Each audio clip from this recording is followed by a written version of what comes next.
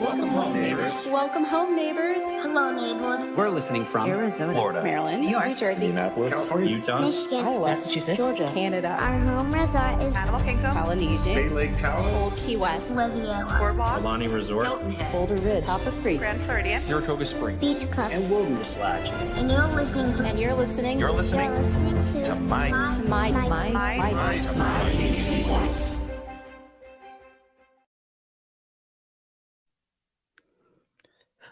Welcome home, everybody. Welcome to the My DVC Points Community Hall Live. I am your host, your ghost host this evening, Caleb Allison, and today we're going to be talking about big family trips.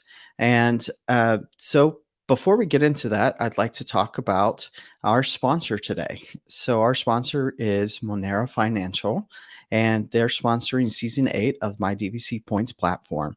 And we would, if you are thinking about having a contract and you're looking at financing it, or maybe you've already got a contract that maybe you bought from Disney and you are looking at how much they're charging for their financing fees, come on over to Monera Financial. They're having rates lower than 9.9% or around 9.9%. And many times they're able to beat Disney's financing. But so now that we've set our sponsor, let's bring in somebody from Ron. How are you doing, Ron?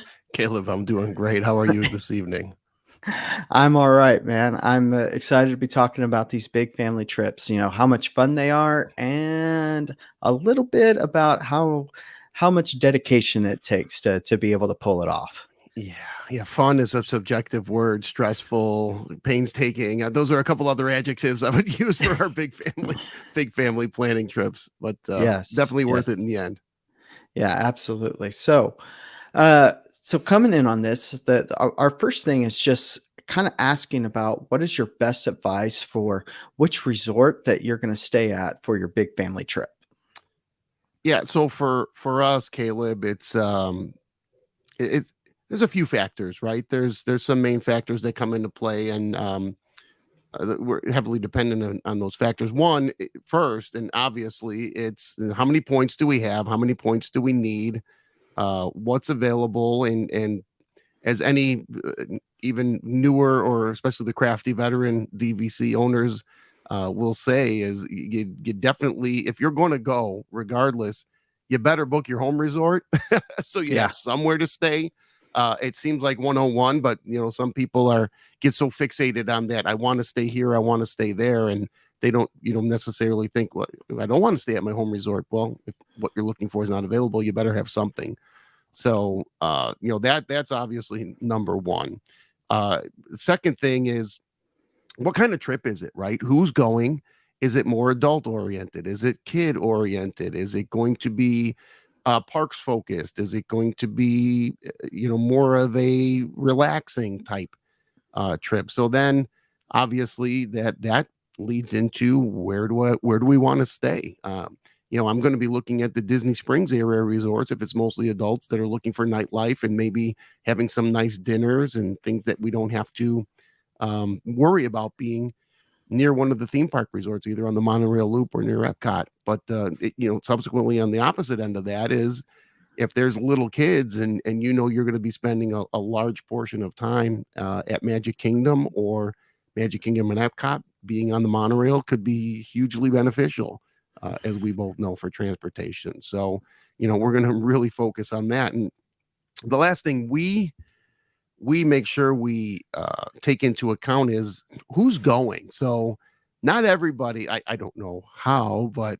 not everybody is wowed or is comfortable at the Grand Floridian, right? They think it's stuffy. We've heard that before. They don't feel comfortable there. But Wilderness Lodge may be like, that's their jam, right? They just fall in love with that, the outdoorsy. Maybe that's their personality.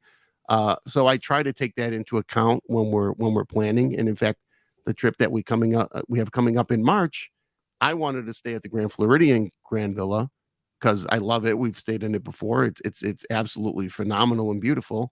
But the folks that we're bringing along would feel uncomfortable there. So we altered and we took Copper Creek because that's more of their style. So I you want to be cognizant and try to take everybody's styles, feelings, whatever the word is that we're looking for, into account.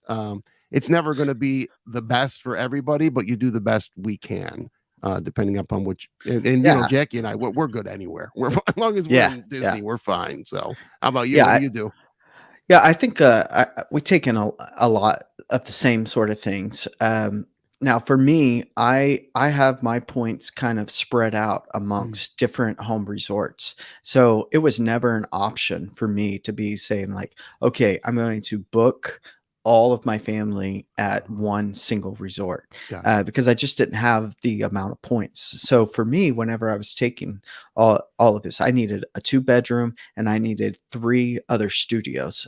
So Oh, I kind of started looking at availability. I started looking at like what is the most likely to have availability for me at the 7 month mark. And so then it kind of came down to things like Old Key West hmm hmm and then Animal Kingdom Lodge, Saratoga, and then on a dream and a prayer, Boardwalk as well, hmm because hmm I was really worried about being able to secure all those studios at Boardwalk, and especially trying to get a 2 bedroom since everything's a lock off at Boardwalk. So, Right, right. you Very kind of got difficult. to take all those things into account. And I didn't have enough points as well to like try to secure a 3 bedroom. So that was the main driving thing on which resort that we were going to do. And yes, there was a little bit of like, well, which resort would my family like the best? We also took into consideration that I had a large portion of my family driving in. Oh, So for me, like ultimately it came down that we ended up at Animal Kingdom, that they had cars and they could get wherever they needed to go really, really easily. So transportation wasn't going to be much of an issue. But also I ended up scoring a couple of value resorts or what? a couple of the value rooms. Yeah. Yeah. I actually got a 2 bedroom. I didn't even know that you could book a 2 bedroom value because Wow. I mean, of course you can, but those studios just go so fast that having the studio and the 1 bedroom available for you, it's pretty rare. And so once I scored that 2 bedroom value resort or value at Animal Kingdom, it just kind of became like that is what we were going to go towards. hmm Um, I think we would have been fine at Saratoga. Mostly what I was taking again was actually my first choice because I had a lot of teenagers that were going to be there. So I thought about the live music, hmm exactly what you said, taking those into account. But the main driving force for me was mostly about availability and the point Sure, charts. sure. Let's see. Do we got anything in the community on that one? Not much. Not Not, much. Okay. a little quiet tonight. Yeah, that's all right. That's all right. Oh, we got So Sam. We got Sam. all right. Well, Gina, can we bring up what Sam had put in there?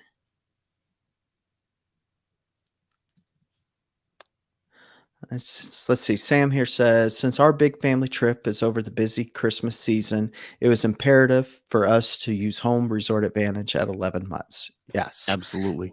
absolutely. Absolutely.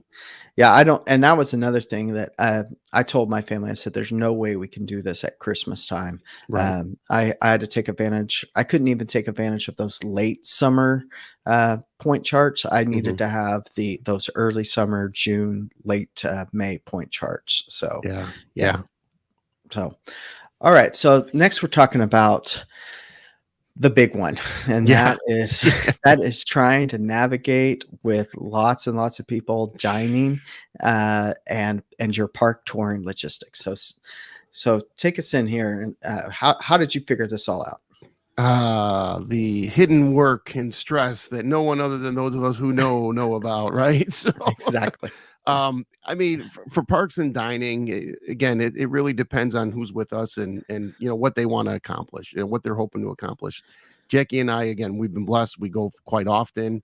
We have a lot of flexibility. If we don't do something on this trip, we know we can do it on another trip, hopefully. And there's, good Lord willing, we're going to have a lot of trips ahead of us to be able to try to get those done. But for some folks who, family members or even friends, because I mean, it's not just family, we take friends as well, like a lot of members do.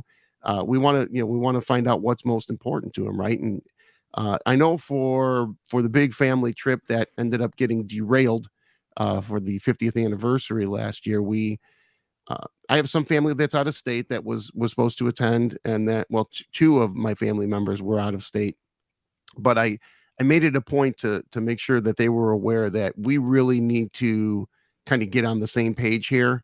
And when I said we need to get on the same page and how far in advance we need to do that, they thought I was insane, right? People who are not Disney people are like, how in the heck are you trying to plan this thing like 12 months in advance? And because you don't know. Oh, yeah, the pre-shutdown, even talking Yeah. about dining reservations at Oh yeah, 180 180. days. Yeah. I mean, that was just like something foreign to most people. Exactly. So, um, we would get together, whether it be in person with whomever was close by, on the phone. I did a Zoom. With all the family members prior to that trip, and like I say, it's imperative. It's really important to get that step done, because otherwise, they don't know what's involved, and they don't understand how stressful it is, because we want to provide them the best possible experience, right? We want them to leave that trip going, wow, weeks later or months later, years later, for heck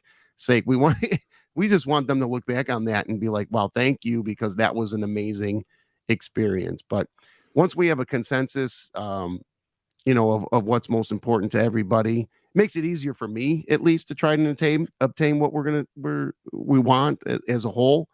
And it goes even beyond that, because I'm certainly not fronting everything for everybody. So I need to make sure, get your park tickets, because in this current climate, we need park reservations. And if it's at a busy time of year, we don't want them to be gone. Don't think you can wait till a week before this trip Right. and buy your tickets. I need you to go and do those. And once you do those, you call me immediately, because I got to get you linked up on my Disney experience, especially for folks who are not regulars that don't even have an MDE account. So, making sure that's all done. Being diligent in that part. And then for big groups, going to dining. I mean, who was it said earlier? There's 60-day windows tomorrow morning. Good luck. Yeah. um, Hey, before you Yeah. get on dining, I would like to ask the community, like, what do they think are the best places for a Oh, yeah. large group Yeah, for dining? absolutely. Because I think there's lots of opinions on that, and even the people that maybe haven't done a large group, maybe they know some of the Yeah, places that have larger tables. So, if you've absolutely. got any places that might be able to house, 9, 10, 12 Yeah. or more people, please let us know.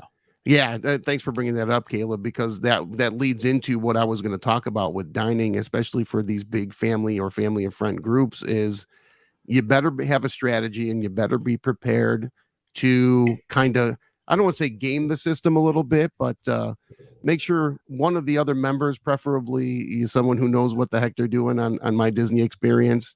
If it's a hard to get reservation, you should both be on looking for that same restaurant at as close to the same time as possible. And then, say if you have 12 people, you may be looking for two groups of 6 Yeah. as close as you can in time, because I've never had an experience where once you arrive at the restaurant and say your reservations are 10-15 minutes apart, if you let them know and get there a little bit early, they're generally able to accommodate you and get you all seated together at one of the times. And it may take a few extra minutes, but be flexible, be nice, because again, they're going to be doing you the favor at that point if they go ahead and get you guys seated together at the same time. And then just use that as a strategy. But booking for families, I personally, Caleb, and I'm sure you'll probably attest to this, that's probably the most stressful part of planning for a big trip with family, because there's just no guarantees. And again, they're they're of the mindset, well, what do you mean? We just go to the restaurant, we get a table. No, it's just not the way it Yeah. works. It's just not the way it works. So, other than that, being flexible with dining. We have our hit list of what we want to do and where we want to go. But back into that planning phase, I'm like, okay, we have an idea of what we really want to accomplish, but there's going to be a secondary and even a third option for these things, and making sure you know what those are. And especially with big groups, and I know I'm rambling on, but with these big groups, if there's something you really, really want, say hoop-de-doo is like, if we do nothing else on a trip with my big family or big trip, I want to do hoop-de-doo, and you're going to be there for 7 nights, try booking it at the far end of the stay, Yeah. because less people have had the option to book the further out that you are, and then kind of work backwards with your priority list. Those would be the things that I've done, and I've had some success. I've been very fortunate. And don't wait till was it 6 o'clock? What is it? I got to get up at 4:40 in the morning to do this. So in Chicago, Yeah, it's so it's 5 a.m. 5 a.m. Central Time, right? So don't wait. Get up and get online and try 15, 20 minutes prior, because they will sometimes be able to book a few minutes early. So Yep. early bird gets the worm, right, Caleb? Yeah, absolutely. I usually, whenever I'm doing dining, I usually try to start about 15 minutes before. I just start kind of hitting them and Refresh. seeing if anything happens. But going back to park touring, man, it is really, really tough to kind of all stay together. This last time I had a group of 14, if I'm counting everybody correctly. I had a group of 14 and varied interest. The oldest was almost 70. The youngest was 3 years old, and the interest and the ability to ride things is just very, very tough. And even if everybody was the same age and had similar interests, just moving through crowds with that mass of people and trying to stay together and communicate to each other, and it's tough whenever I'm just with my family of 4, Right. that my wife and I are trying to discuss about what do we want to do next, just because of all the sights and sounds and smells that are distracting you from the conversation. And then you throw in, a couple 12 other people. Now you've got whatever Couple that- scooters, right? Couple Yeah, scooters in there. a couple scooters in there. Yeah, absolutely. And you're trying to figure it all out. So what I have really tried to kind of mentor people that are doing other trips, and also with myself, is just kind of have one, maybe 2 things early in the morning that's like, whether you're actually a rope drop sort of crowd or not, but just like whenever you're going to get there, that, hey, we're going to do this 1 or 2 things first all together, something that everybody can do or most people can do. And then after that 1 or 2 rides, like, let's start splitting by interest a little bit more. It's just going to make everybody just be a little bit happier, be able to get some of the things that they want to get done. Like everybody, I try to encourage everybody to kind of have their own kind of priority list and say, hey, what are the things that you really want to do? 3 things that you want to do at this park. The other thing is just trying to make sure beforehand that people just have an understanding of what is at that park. Nothing's worse than somebody showing up at Magic Kingdom and saying, I'm really excited about Star Wars Land, and then they're really disappointed that day that they never see anything about Star Wars. So just trying to help them to understand how the parks are. And if you're in Disney World, just how massive the parks are. Disneyland's always a lot easier, just ping back and forth between the parks and thing. But man, it is really tough to help them understand that when you want to park hop, you've just sacrificed, 40, 60, sometimes 90 minutes of your day just trying to get to the other park. So that's kind of how I go about it, is trying to have that park. Now for dining, man, I think dining is the worst part of all of the logistics, because you're talking about the competitiveness of dining at this stage. I mean, there are people that say they have never even seen a Topolino's reservation, that they're trying to book. And if you're trying to do something like that, you've got to have some realistic expectations of what you're going to be able to get at that 60-day mark. So some of the things that I would avoid are some of my favorites. That's things like Sci-Fi Diner, the Sci-Fi Dine-In Theater. There's just not, they're in those little cars. There's some tables in the back, but it's just not really a good place for a bunch of people. And it's also kind of like a kind of like a quiet area. Everybody's like watching the movie. And so I was just trying the logistics of having a meal with 12 people. That's not good. Same thing with 50s prime time. It's got all those little nooks and crannies that it's not really a great place to have a bunch of people because it's supposed to look like a 50s kitchen that you're in. It just doesn't work very well. Some of the places that are good are like you said, Hoop-de-Doo. That's actually a really great one because they got those big tables. Now, is it hard to get a reservation? It might be, but it's easier for everybody to sit at. Same thing with Beer Garden is a good one that they have really some large tables. But absolutely, you want to try to book some of those reservations close together that with smaller people. I'm sorry, smaller parties, and then be nice. Be very, very nice, because ultimately it's their discretion, and they might not even have the ability. They can't just move tables around necessarily. So, all right, let's see what people in our community have to say about this. Roxanne says, we went with a family of 9 and we did some park days together. And then other days we split up. So we're having our own family time. Worked out well. We've rented a huge van that fit 14. Wow. Oh, wow. Wow. Yeah. And Gina says, just planning for 1 or 2 non-Disney people. It's hard to get them to commit 11 months in advance. Preach, Gina. Preach. Absolutely, Gina. Yeah.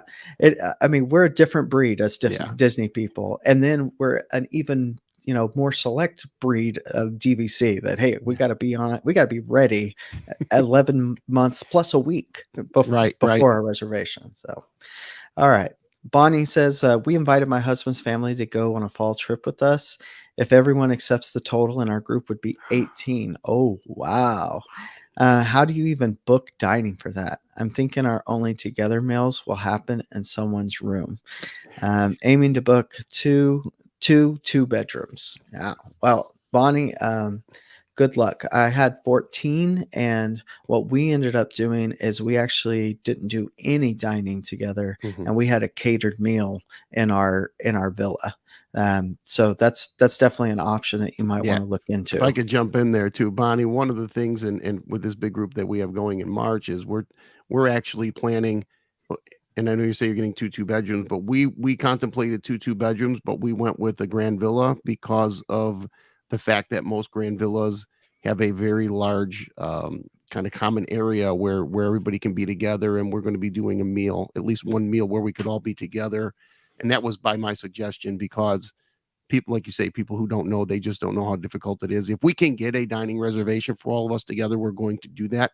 But that's kind of a backup plan to at least have a meal planned in the grand villa where we can all be together. But 18, that's a crew. That's a crew, Bonnie. Good luck with that.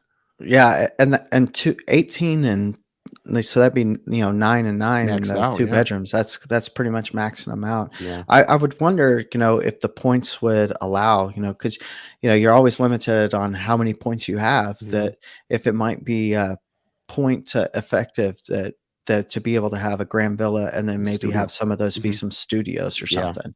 That everybody kind of have access to that grand villa to kind of veg out and things like that. So absolutely. All right, Sam says, dining logistics tip. Most restaurants can't handle a single reservation of large parties. That's very true. And also, Disney won't let the same person make overlapping dining reservations. So my wife and I each took half the group and separately made dining reservations with 5 to 10 minutes of each other at the same restaurant. Yeah, that is a good tip. And then also, I can't remember right now, like if the app or sometimes if you're doing it on a computer will force you to select people to be in your party. And that can be problematic if you're trying to get, multiple dining reservations that line up. So Caleb, on that note, if I can, one of the things that we experienced more recently was that's why you have 2 people. And Sam, pro tip, we speak the same language. I think we come from the same neighborhoods over here. So, when you have someone else doing it, you don't have to add others. You can just add guest 2, guest 3, guest 4. You can just leave that blank and then add the guest afterward. So what we tend to do is Jackie grabs one, I grab the other, because the problem is if I go to try to do two close together, it will not allow me. It will say you already have a dining reservation. Which one do you want to keep? So it's imperative to have that second person doing it, because once you then are able to procure both of them and secure them, you can definitely then add the guests that you need to afterward. But yeah, I think an hour is kind of what we figured out is that threshold that they give you. If you're within an hour of another reservation on either side of it, they're not going to let you book a second reservation, even at a different restaurant. It doesn't even matter if it's the same restaurant. Yeah. They're just, Yep. They've got, of all the IT that works, it's got to be that Disney. Come on.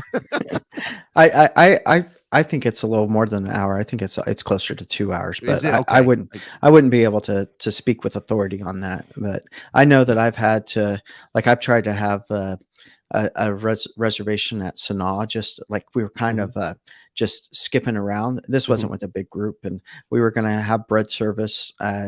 There were 4 of us, have bread service and a drink, and then we were going to skip over to some other reservation, and we couldn't do it because Right. or I couldn't do it myself, that I had to include other people because it Right. was within 2 hours. Yeah. All right. Roxanne says for dining, we had a party of 9. We had teenagers at one table, adults at the other table. We also did some adult only meals, and kids did quick service. Oh, yes. Yeah. Excellent. If we can ditch the kids to be able to say, hey, you just go do you for a little while and be able to have a little bit of adult time, that'd be great. Sam says also having a quote unquote benevolent dictator approach. Yes. One person just picking the specific dining locations based on general knowledge of what everyone will enjoy can be much less stressful than herding the family cats. Yes. Herding the cats can be very problematic. Perfect analogy. Bonnie says, great tips. Thank you, Oh, Bonnie, for tuning in. Yes. Hope they work out for you. Yeah. Okay. Next, how to manage expectations. Wow, that's a big one. What you got, Ron? Yeah. So along with making those dining reservations, managing the expectations, that's also pretty difficult. Like I said earlier, of course, we want whomever we're bringing with us to reflect back on that trip and just, like I said, say, wow, that was such a great trip. We're so appreciative. And it's not about, the fact that we set it up. It's just, we want everyone, we love Disney, right? Our experiences are as magical as can be. Sometimes we don't have the most magical trip, but you're still at Disney, so it's magical. It just is. Even the worst, I'll take the worst Disney's trip over the best trip anywhere else. It's just pure magic down there. So we want them to experience that, right? But there's no guarantee, even if we have every reservation, all the best dining reservations, we set up the parks perfectly, we're staying in the perfect resort. I mean, we can be the Picasso of Disney planning, right?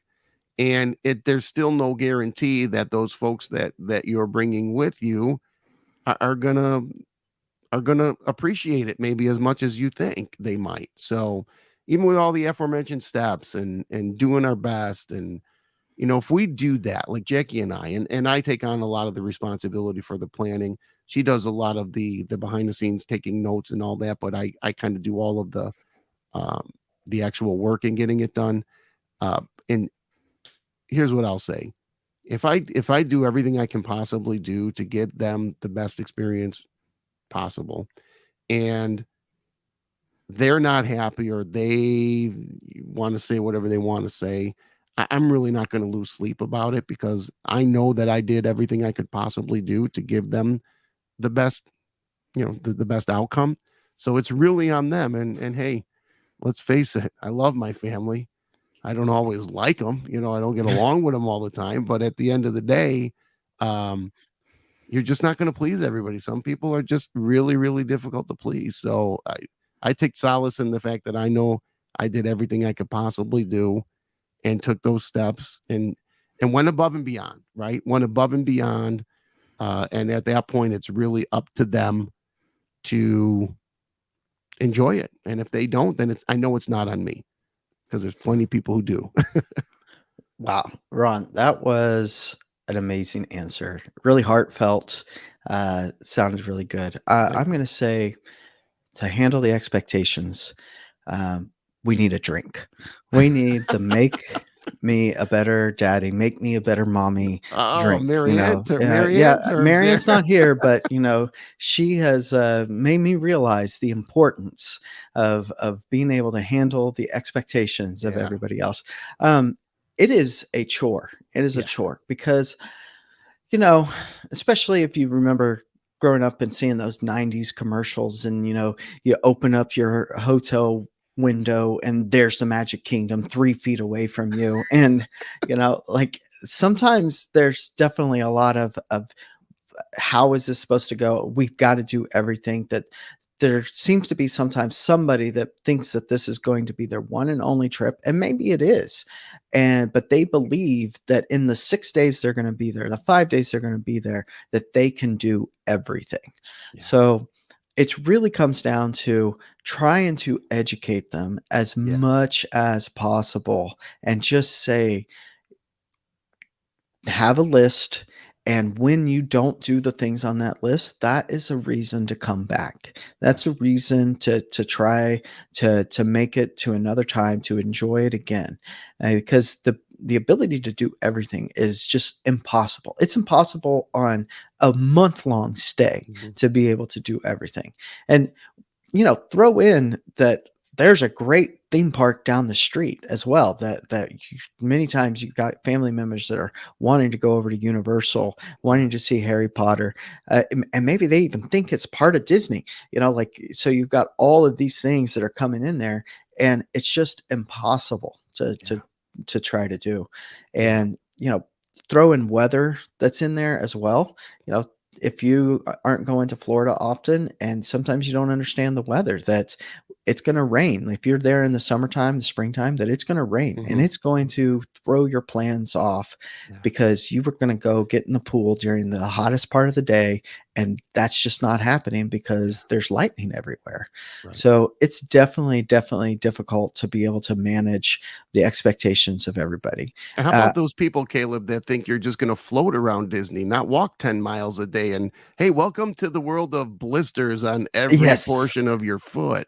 Yes, yes. And that's a great point. I've Yeah. had to talk to people about, like, they need to take up a little bit of an exercise routine Mhm. before, or maybe they need to rent a scooter, that Mhm. this is not the same as, oh, I work 10-hour shifts. It's not the same, that you're walking actively in Yeah. some kind of heat, no matter when you're going at Disney. Like, Mhm. there's days that get some kind of heat and they can just wear you out if you're trying to do kind of those forced marches of happiness, So uh, the I've never expectations, used that term. I love it. forced march of happiness. Oh Forced yeah. march of happiness. Yes, yes. Oh, Well, it's definitely difficult to try to get all those yeah. expectations, under wraps. But I'm not going to say that it's impossible, but I think that you can approach the possibility just with lots and lots of interventions Yeah. before you go on the trip. Because once you're on the trip, it's kind of too late. Like, Yeah. then they just kind of start getting those disappointments of, well, I thought it was going to be like this. I thought it was going to be like this. So really just try to make sure that you're hitting those ahead of time. So let's see, what does the community have to say about this? So Gina says all we can do is plan an amazing vacation and enjoy ourselves. Absolutely. 100%. I think Ron hit the nail right on the head with that one. Well, I believe this is actually Marianne, because she comes in another comment and she says, yes, talking about our better daddy, better mommy drinks here. Actually, I think it's Nick Anderson. Oh, Gina put that out there. I see. I see. Oh, and then we have Marianne saying, I think it's important that we ask every person the top 3 things everyone wants to do. Absolutely. Caleb, you notice Marianne didn't chime in until she heard better daddy drink? I don't know. She's just kind of hovering in the background until there was a subject matter. Well, I had to start speaking her language. That's all. That's all. Oh, yeah. I want to go back a little bit on Yeah. park planning a little bit. If you have more than 12 people, you can't use Genie Plus Right. with everybody on one account. You have to have a separate account. It can't just be another person on another phone that's logged into the same account. It must be that you have a separate account for Genie Plus, and that became really problematic for me because I didn't know that.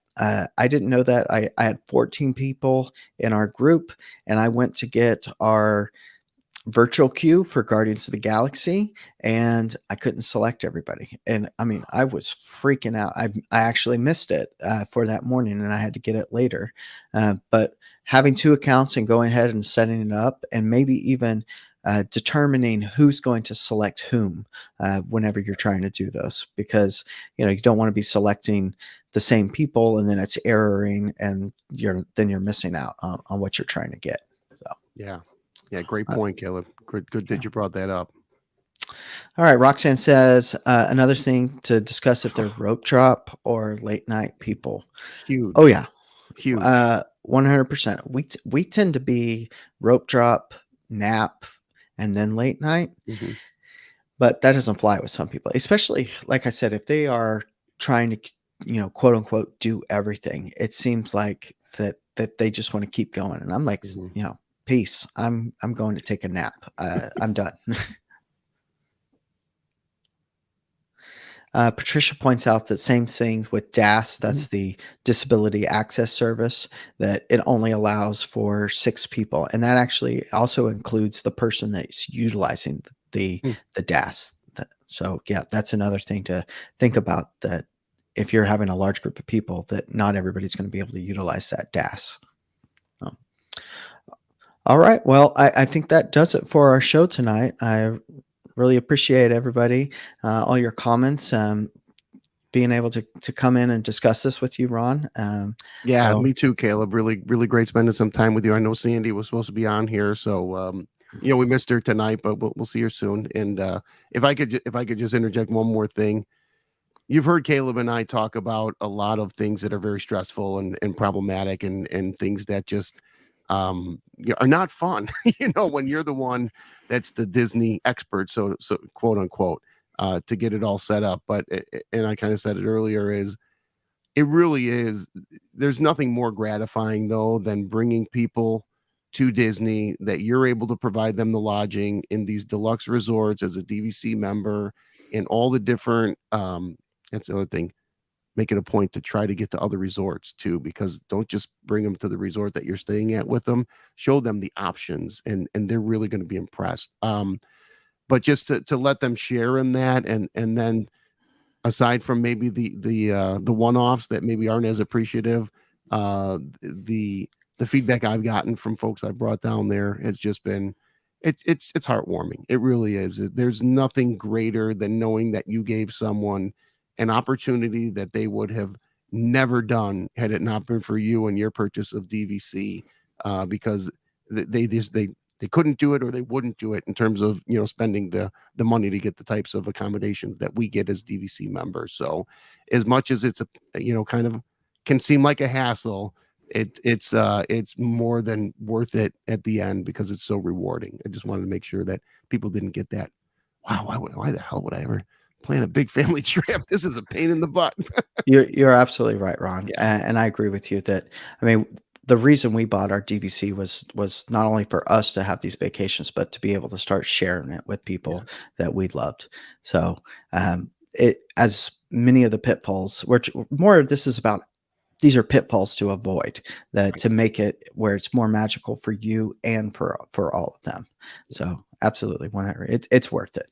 It's worth it. So, all right. Well, thank you, Ron, for coming and discussing this with you. And thank you to everybody out in the community. We appreciate it. And so everybody have a good night.